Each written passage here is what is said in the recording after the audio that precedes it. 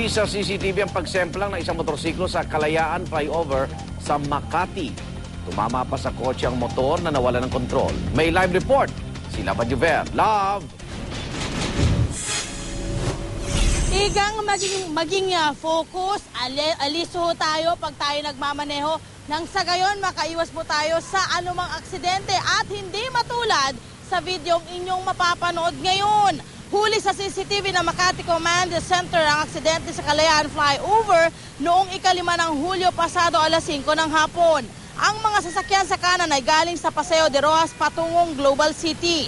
Mapapansin ng isang motorsiklo na pagewang-gewang nang mapadaan siya sa bandang gitna ng kalsada. Ilang saglit pa, napakabig siya sa kanyang kanan at tumama sa harapang bahagi ng katabing itim na kotse. Natumba ang motorsiklo sa gitna ng flyover. Dahil sa pangyayari, nagkaroon ng kaunting gasgas ang kaliwang bumper ng itim na kotse, gayon din ang harapan ng motorsiklo. Kinalaunan, nagkasundo naman ang dalawang kampo sa nasabing insidente. Ayon sa CCTV operator ng Makati Command Center, dumulas ang gulong ng motorsiklo sa brace ng flyover. Dahil dito nawala ito ng balanse at natumba sa gitna ng kalsada.